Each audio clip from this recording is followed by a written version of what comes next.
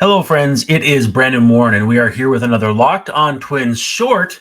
Now that time has passed, what the heck happened on waivers? We talked about 10 players being available. I even went so far as to power rank them in the last Locked On Twins short.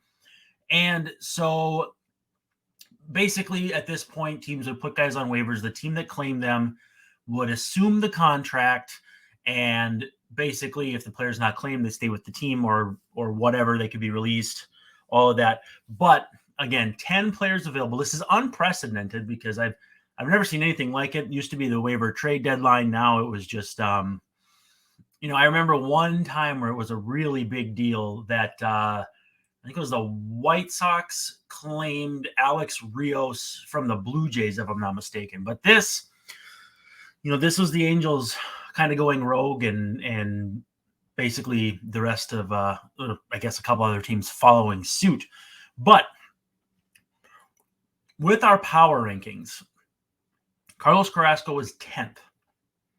He went unclaimed. Jose Cisnero was 9th. He also went unclaimed. Dominic Leone was claimed by the Mariners, who he's pitched for before. Mike Clevenger went unclaimed, which raises some flags there. Hunter Renfroe was claimed by the Reds.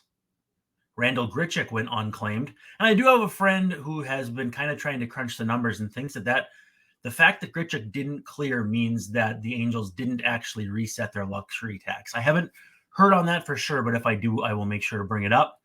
Harrison Bader also claimed by the Reds. And then the top three were Lucas Giolito, Reynaldo Lopez, and Matt Moore.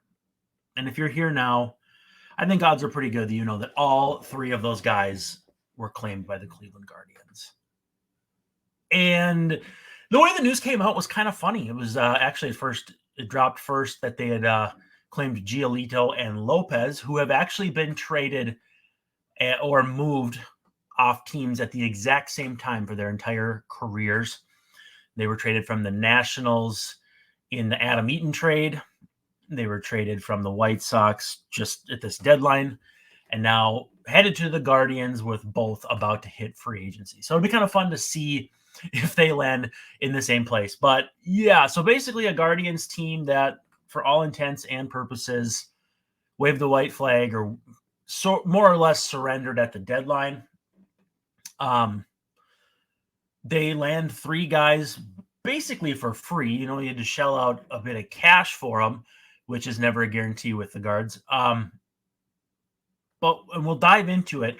I'm not sure if we consider this spite, if we consider it the fact that the Guardians took 2 of 3, that they think they have that window opened up enough, or maybe a little bit of both. Now, before we get into it, let's talk about our friends at FanDuel, as they are sponsor for today's program. And we love FanDuel. It's that time of year where a lot of things are ramping up. But if you want to get ready for the NFL season, just check out the incredible offers from FanDuel, America's #1 sportsbook. Right now, new customers can bet $5 and get $200 in bonus bets guaranteed. Plus, all customers who bet $5 will get $100 off NFL Sunday Ticket from YouTube and YouTube TV. Now is the best time to join FanDuel. The app is easy to use, and you can be on everything from spreads to player props and more.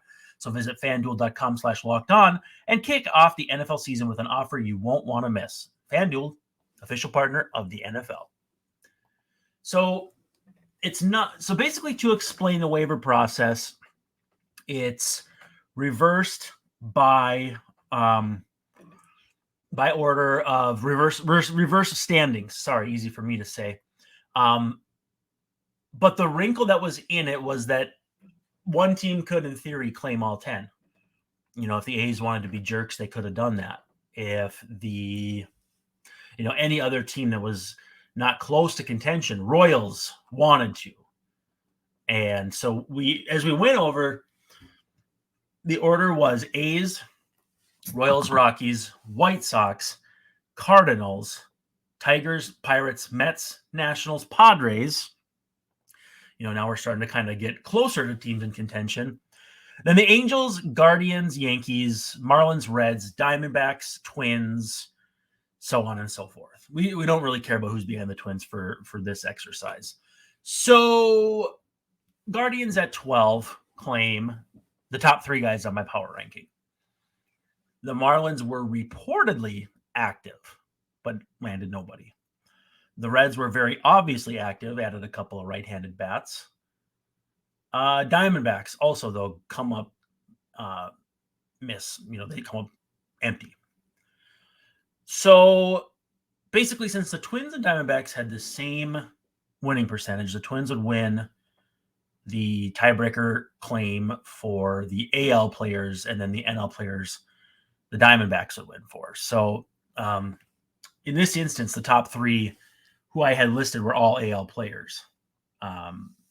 Lopez and Giolito on the Angels, and then more on the Angels too, of course. So yeah, that would have been interesting to see if it had been more of a, you do a rank choice ballot and say, we're the Guardians and we want to claim in order Giolito, then Moore, then Lopez, or whatever. And then you're awarded the first player on your list, and then you loop back around waivers and come back. Now, I've seen a lot of people say, well, that's not fair. Why do the Guardians get all 3 of those guys? Okay, let's assume that they did the waiver order like that. So then we're assuming, even if the Guardians, I would guess, would claim Giolito anyway, just because I think their bullpen is better than their rotation. We would then have to assume that the Marlins, who we're told were active, the Diamondbacks, who we were told were active, and the Reds especially too. So basically, there's the Yankees, Marlins, Reds, Diamondbacks between the Twins.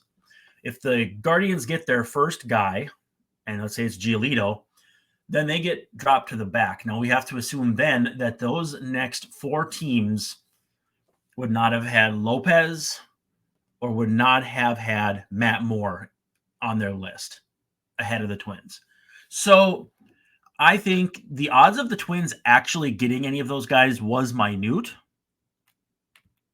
But I also think there's something else afoot. I think there might be something else that happened. Because if the Reds ranked the outfielders later, I don't know. The guys that they would have wanted from the Guardians were claimed ahead of them. So for all we know, that it's possible the outfielders that got to them were their 4th or 5th choices. So if the rule is different, maybe Bader makes it to the Twins, who I would assume claimed, but maybe their ranked choice would leave them with a reliever, but not Bader, or Giolito, but not Bader, and the Guardians got a reliever. But either way, it did make me curious, like how it would have been different, or how it could have been different. And it's interesting, but I still think it's kind of like that check swing in the final game of the Guardian series that everybody was up in arms about. I don't think much changes, because with that check swing, the ball was behind the batter. Nothing to say of if he actually offered at the pitch, because the pitch was past him before he swung. But the runner still comes around and scores if the hitter, and in this case, Naylor, reaches via a dropped strike 3. So, I mean, same kind of deal here. It's like, oh, this would have been nice if it would have worked out the way that I envisioned it, if the waiver order was fair. But chances are the Twins probably lose out either way. We also have our friends from Bird Dogs who would like to share some words with us. I've been wearing mine pretty much non-stop all summer, and I got to be honest with you, they are some of the most comfortable shorts and pants I have ever worn. They make you look good. You can wear these shorts and pants to the gym, to church, to the park, with your kids, and you're out playing. You can wear these things anywhere. They look a lot like Lululemon, but they fit way better. They fit like regular shorts, but better because they're not made of a stiff, restricting cotton. So they really hug you in all the right spots. They use anti-stink, sweat-wicking fabric that keeps you cool and dry all day long. And it's functional, like I said, for any occasion. So If you would like to get on board, go to birddogs.com/LockedOnTwins or enter promo code LockedOnTwins at checkout for a free Bird Dogs water bottle with your order. That's birddogs.com/LockedOnTwins for a free water bottle at checkout. You won't want to take off your Bird Dogs, we promise you. So we will get to a little Rangers preview here. In fact, it'll be recording immediately after this is posted and recorded. But we'll also have a little bit of a post-mortem on what was not a very good Guardians series. Now, the thing I want to close with is, did the Guardians make these claims to be petty? I'm hearing a lot of people saying, yes, for sure they did. If they had only won 1 or 0 games in the series at Target Field, they wouldn't have done this. And I'm skeptical. Now, I don't like seeing people state it as fact, 100% fact. They did this to be petty. I also don't like to see the contrary, which could also happen. They 100% didn't do it to be petty. But if we analyze the situation, the Guardians don't usually take on payroll, but they did shed payroll at the deadline. And this is the perfect time to really get a lot better, or theoretically better. Giolito struggled. Matt Moore has been terrible the last couple of weeks. The opportunity to improve like this doesn't come around very often. And the Guardians are sitting at 5.6% to win the division and make the playoffs, leaving the Twins with right in the vicinity of about 93, 94%. The wins in Minnesota really didn't push the needle that much, about a percentage point each. Twins have 28 games left. If they go 500, again, that means you would need like a 19-8 or 19-9, 19-10 finish if you're the Guards. So if nothing else, win the games you're supposed to and take care of business, and the Twins should be just fine. But from the Guardians' standpoint, 5.6% isn't something to spit on. But then you come back to it, and they traded Aaron Savali, Josh Bell. They traded Ahmed Rosario, got back Syndergaard, DFA'd him already. They basically surrendered and then hung around. They haven't played great baseball since the deadline. In fact, they've lost 4 games in this, or more than that. Sorry. No, actually, I believe it's 4 games in the standings since then, because I think they're a game and a half back. So part of me leans that, yes, it's petty because it's a month of salary. So I know Matt Moore is making about $7.5 million. I don't know how much Raylo is making, but I would guess it's about $5 million.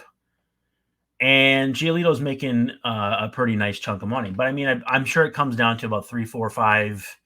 Let's see if you go 1 month. Yeah, probably it's for sure less than 8, 10 million. Pretty easy thing to do to try to jilt the Twins. But I can't say for sure that they're being petty.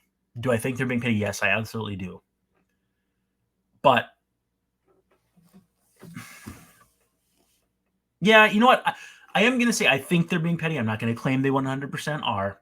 But again, 5.6%. You can take the stand of, oh, we're not surrendering. Well, then what was the trade deadline? When you were closer a month ago.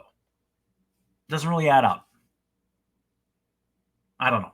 Twins can take care of business the rest of the way and make it moot, at which point this will become one of the funniest things that has ever happened in baseball history. It's already one of the worst things because, the Angels just shamelessly trying to reset their luxury tax and cut some of the fat with new ownership eventually coming in. Doesn't sit well with me. It's just not really ethically sound. But, I would say if you were going to place anger anywhere, the Angels are much more to blame than the Guardians. The Guardians may be petty, but to me, ethically, well, I know the Angels are out of the race. I don't know. I just feel like there's some skirting of rules or ethics here that I think, if nothing else, will be addressed in the offseason when the competitive committee comes together to decide if there's going to be any new rules. Hey, thanks for hanging out. This has been a Locked On Twins short. Make sure you're an everydayer. We're going to have a full wrap of the Guardians series coming up here in just a minute or two. and then get you ready to face the Rangers again. Max Scherzer on the bump in the opener. It's going to be a tough one. But for now, thanks for hanging out.